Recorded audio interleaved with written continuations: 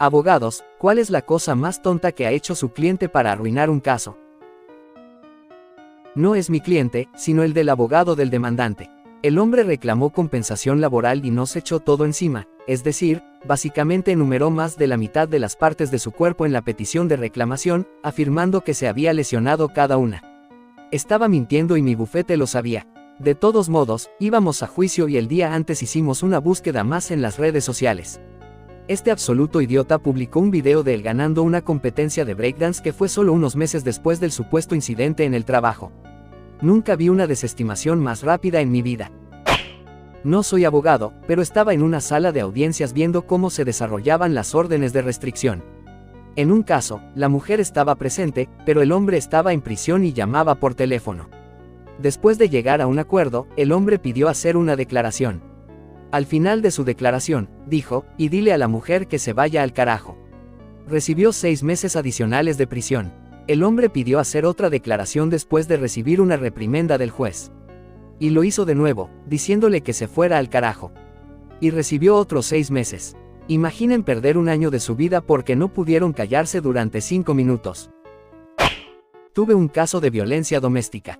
Durante meses, asistimos a audiencias preparatorias, recopilamos pruebas y obtuvimos órdenes de restricción. Cuando finalmente llegó el juicio, la misma mañana de la audiencia, la persona a la que representaba me informó que se había ido de vacaciones con el acusado durante un par de semanas y que lo habían pasado de maravilla. En ese momento, el abogado contrario se me acercó y me dijo que tenía muchas pruebas de que ambas partes habían pasado un buen rato juntas. Esto, por supuesto, no significa que no haya habido abuso en el pasado, pero realmente debilitó nuestro caso, donde teníamos pocas pruebas aparte de algunos testimonios.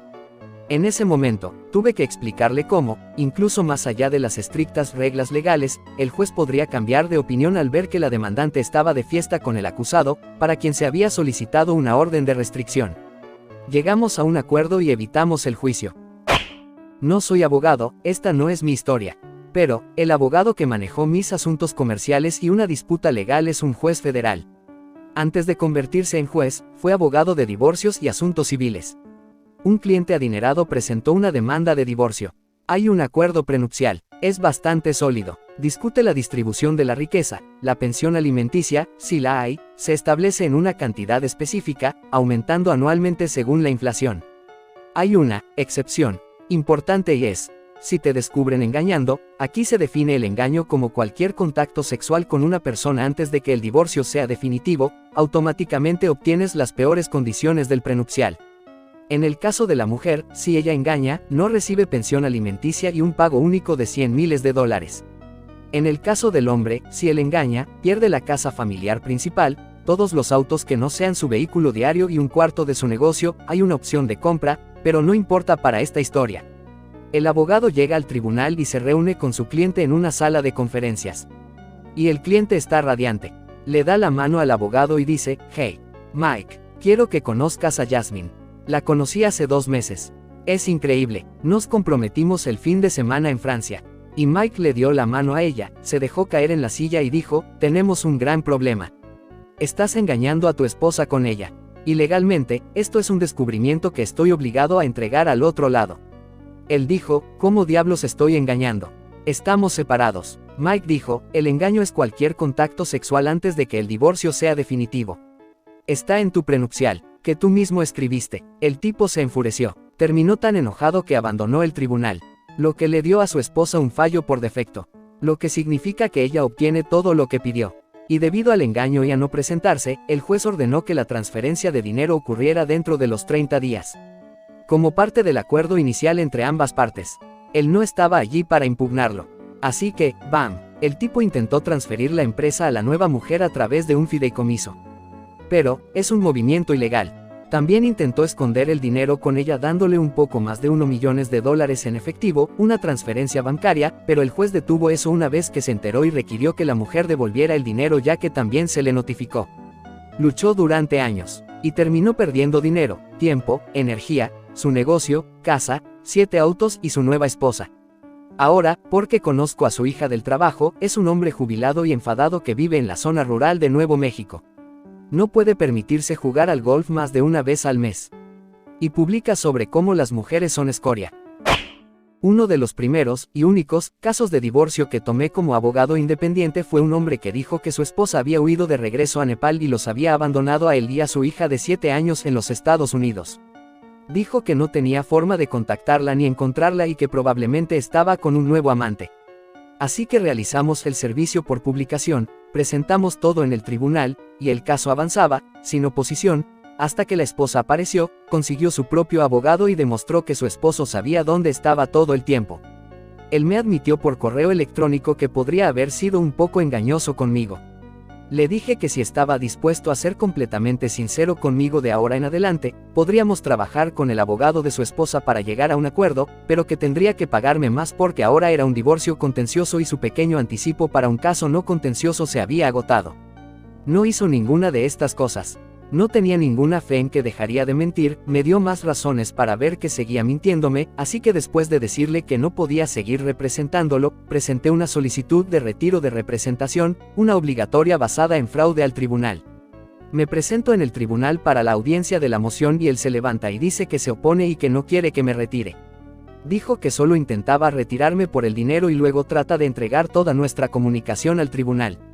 Imprimió todos nuestros correos electrónicos. El abogado de la esposa me mira y, mientras el cliente intenta entregarlos, le informa que ellos también verían todo, por lo que tal vez no sea una gran idea. El abogado de la esposa era realmente genial. El juez está atónito. Le digo que es un retiro obligatorio y que si doy información adicional, estoy perjudicando a mi futuro ex cliente. El juez intentó brevemente explicarle al cliente lo que eso significaba y permitió mi moción. El cliente se calló y yo salí. Mi madre estaba en el tribunal como testigo, en un caso de acoso criminal entre dos de nuestros vecinos. Básicamente sabíamos que el caso era ridículo y una farsa. El vecino acusado era totalmente inocente y estaba siendo falsamente acusado por los alborotadores locales, quienes seguían provocándolo y luego querían poder demandarlo para obtener dinero fácil. De todos modos, por pura coincidencia, el acusado era judío secular, al igual que mis padres. Es literalmente solo una coincidencia. Los dos vecinos alborotadores, que también estaban allí, estaban muy enojados al ver a mi madre en el tribunal. Uno de ellos luego se levantó en medio de todo y gritó algunas tonterías sobre cómo mi madre es judía y solo está allí porque el acusado es judío y aparentemente los judíos siempre se ayudan mutuamente. El juez inmediatamente lo destrozó y desestimó el caso. Me llamaron para cumplir con el deber de jurado y estaba sentado en la sala del tribunal observando cómo los otros posibles jurados eran interrogados por los abogados, simplemente esperando mi posible turno para ser interrogado. Uno de los cargos era asalto agravado. La defensa preguntó a un jurado, que era videógrafo profesional, si su carrera la hacía más o menos propensa a creer en imágenes de video. Para mí, esto fue una indicación, pero no una admisión, de que las imágenes de video serían una gran parte del caso. Antes de que el jurado pudiera responder siquiera, el acusado gritó desde su mesa: yo llevaba puesta una máscara.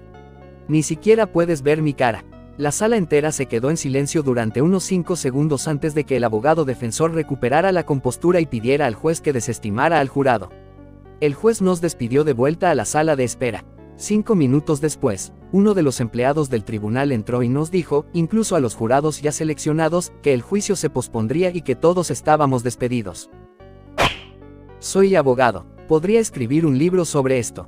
La mayoría de las tonterías suceden cuando estoy fuera de la oficina o en juicio y no puedo corregir su comportamiento. Lo más común: mentir sobre cosas pequeñas fácilmente verificables en el estrado. Arruina completamente la credibilidad. Sabemos que no recogiste a tu hijo cada vez del cuidado infantil porque el cuidado infantil tiene un registro y tu madre firmó la salida del niño el 50% del tiempo. Sabemos que presentaste múltiples órdenes de restricción contra tu cónyuge porque es un registro público electrónico. Segundo más común: cambiar su historia en el estrado. Me preparé para que los hechos fueran como me dijiste. No puedo prepararme para algo que no sé. Tercero más común: ignorar por completo el consejo. Te dije que no podías sacar esos $150,000 de la cuenta bancaria sin repercusiones. Viene el desacato: orden de vender la casa conyugal. La casa está activamente en venta con un agente inmobiliario. El cliente pone un candado en la casa para que nadie pueda acceder o venderla. Aquí viene el desacato: después de 5 años finalmente conseguí la custodia de los niños para un cliente. Cuando el cliente fue a recoger a los niños, trajo a un conocido delincuente violento, una pistola cargada y se peleó físicamente con el tutor del niño. Se presentó una petición de emergencia, los niños fueron retirados de su cuidado. Los tuvo por menos de una semana. Tuvo la audacia de llamarme un mal abogado frente al juez porque los niños fueron retirados. El juez se rió e informó al cliente que había ganado el caso para ella hasta que sus acciones causaron esta reversión. Me permitió retirarme en el acto.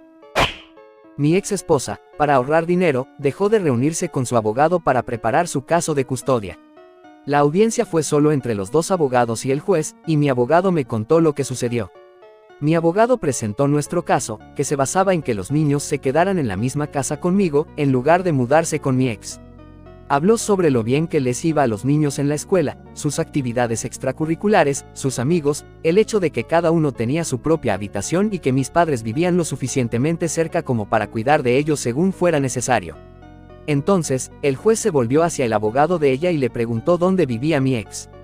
Ella no sabía, sabía que se había mudado recientemente, la echó el tipo con el que engañó, por engañarlo, pero no sabía dónde.